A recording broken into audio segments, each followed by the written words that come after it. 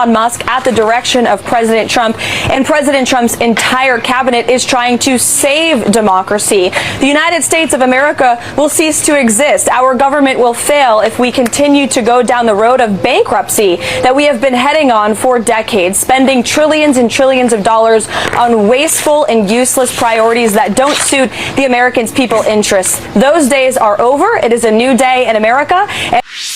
Carolyn Leavitt continues to prove her incompetence daily. She is completely unprepared, lacking facts, and unable to offer a coherent rebuttal. She consistently loses control, resorting to yelling at the press when caught in a lie.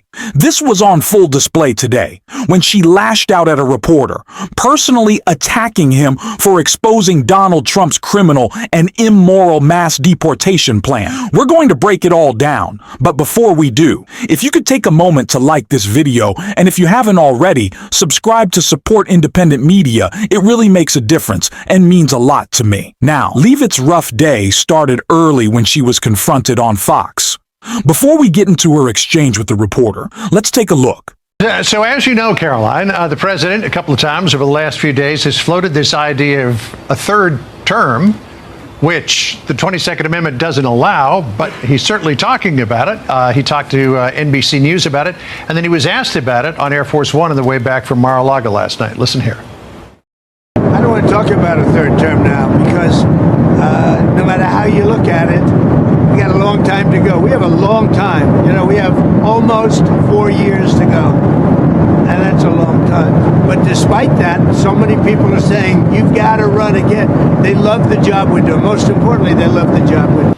Now, of course, the 22nd Amendment was passed in the wake of 4 terms of Franklin Roosevelt's presidency. It was Republicans who pushed it in the first place, saying that'll never happen again. It took just over 3 years to pass and ratify that amendment. So if the president hopes to change it, it would seem to me time is running out already. Well, it's funny to me that journalists ask the president this question, he gives an honest and candid answer, and then they spiral about his answer.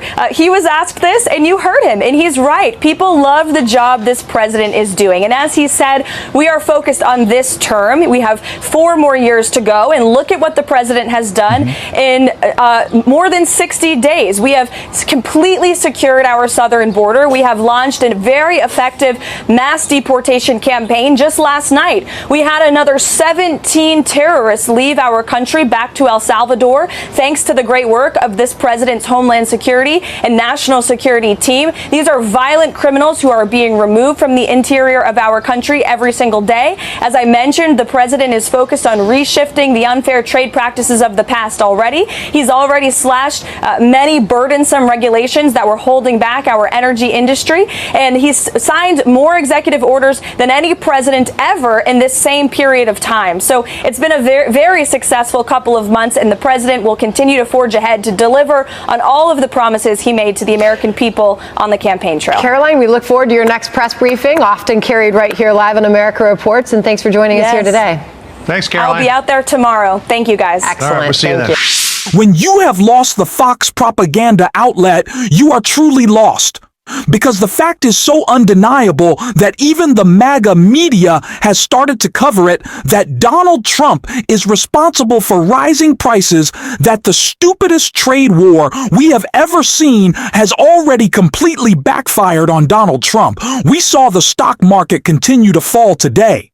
Because everyone knows what VP Harris said, what we've all said and said for so long, that Donald Trump is bad for business. He is screwing things up. And it's not just the trade war, it's also Donald Trump's mass deportation plan that is suppressing the workforce and is also just immoral, dangerous, and criminal. It is criminal. And that was called out on Fox.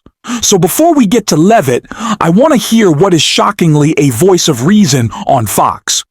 I think that Democrats have a real opportunity here, in part because the Trump administration is really overplaying their hand. You're right that Democrats want to deport illegal immigrants and support that. They don't support people with legal visas getting disappeared off the streets, or Kristi Noem standing in front of prisoners in very uncomfortable, like Nazi-style ideology. So I think Republicans are overplaying their hand here. Nazi-style ideology? She was standing in front of a prison in El Salvador with hardened criminals behind That picture with all those men shirtless behind her was one of the most offensive things as someone who has spent my entire life studying this. The Democrats trying to slur over Nazis. It's not a slur, Larry. That imagery was one of the most offensive things I've ever seen. You do realize she was standing in a prison in El Salvador. Why does she have to stand in front of it? Well, it is sending a message. And Lisa, coming to you, the highest... This is a point that too many Democrats seem hesitant to make. Of course, no one is arguing against the deportation of criminals who are in the country illegally. What we are fighting for is due process. In the United States, anyone accused of breaking the law is entitled to due process, and that legal protection is what would prevent Donald Trump's enforcers, these ICE agents acting like thugs, from indiscriminately rounding people up based on their appearance, like having tattoos, and deporting them to countries they've never known where they don't speak the language. They refuse to document who these people are, deny them access to a judge or any kind of hearing, and simply deport them at will. It's disgusting.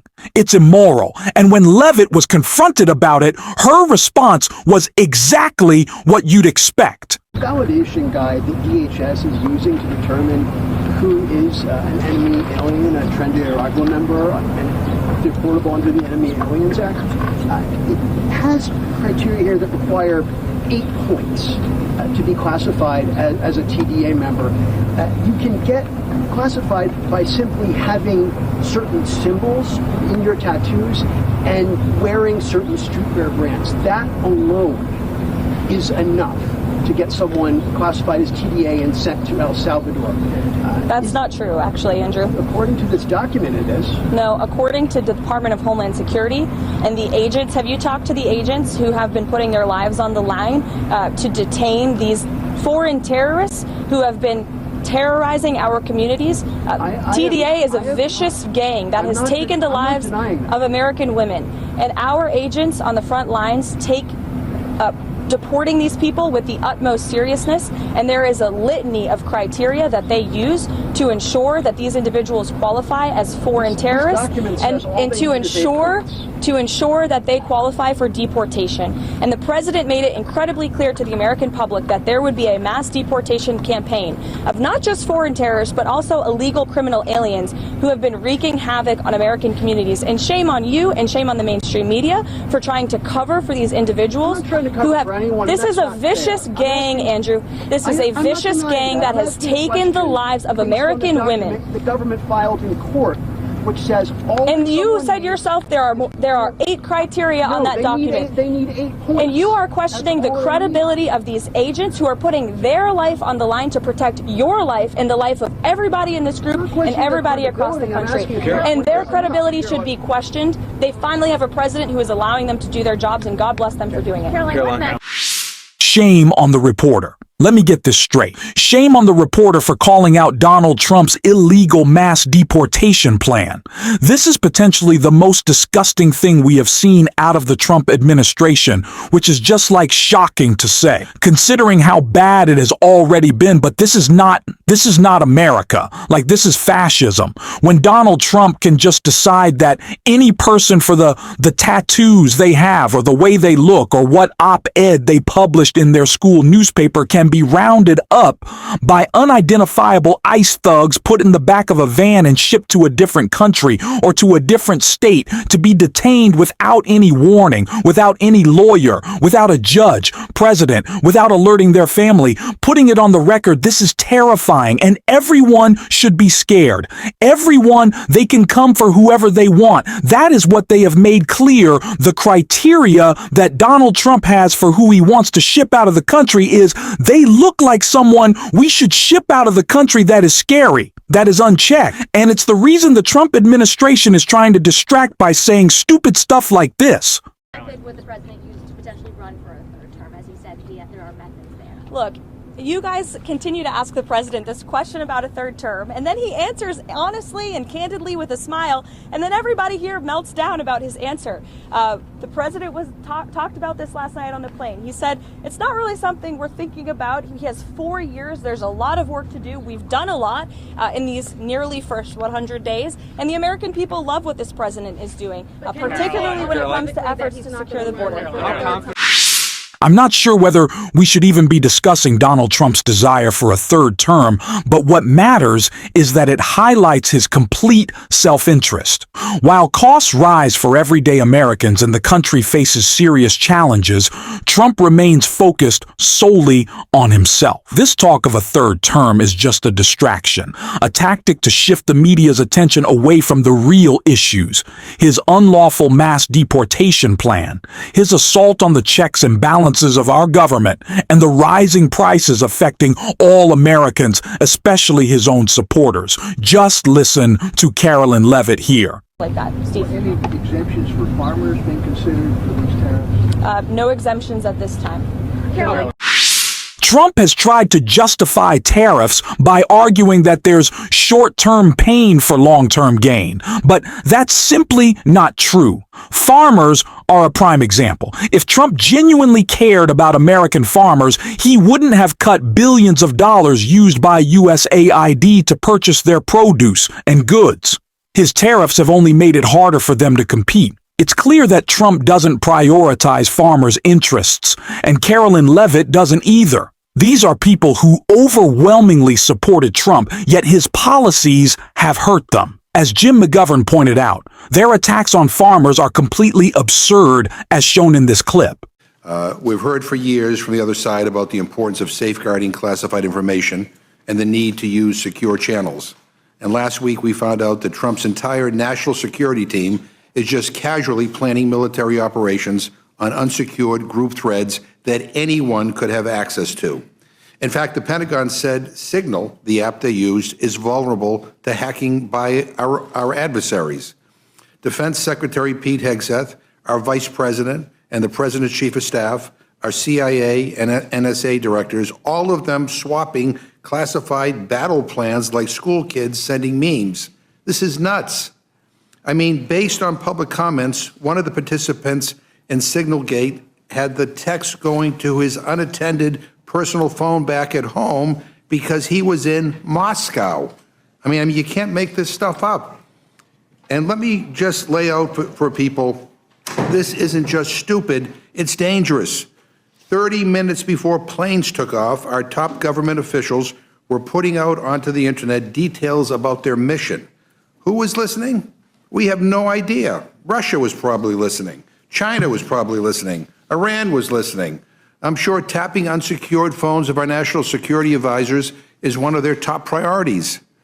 Doing this might have given our enemies a chance to position anti-aircraft resources or given a heads up to the targets that they should leave where they are because U.S. planes are on the way. They put the entire mission in jeopardy, and they put the lives of our troops in danger. We also know that apparently this wasn't the first time classified information was sent via unofficial channels. The Wall Street Journal is reporting that National Security Advisor Mike Waltz created and hosted several other sensitive national security conversations on Signal, including separate threads on how to broker peace between Russia and Ukraine. I mean, this is ridiculous. This is not a game, and there's still so much that we don't know. We need a full investigation to understand the scope of damage done and if there are other national security communications happening on unsecured channels. Those responsible must be held accountable, and Hegseth should resign immediately. Immediately. Donald Trump does not care about you. And it seems like Donald Trump doesn't care about you. Even if you voted for him at this point, it seems like, especially if you voted for him, because the people who have been most impacted by this administration are the people who made it possible. It is the I told you. So, administration, we knew what was going to happen and it's playing out. Of course, it is our job to call it out, and a much better job than Carolyn Levitt's able to do. Gosh, she's such a disaster. I don't like listening to her, but I do like making fun of her. I'm just going to keep it real with y'all. It's a little bit enjoyable. It's therapeutic to me. We're doing it on this show, and if you want to support that and independent media, as always, you can hit that subscribe button, leave a like on this video, and if you stuck around to the end, drop a blue heart in the comments, and until next time, I'll see you soon.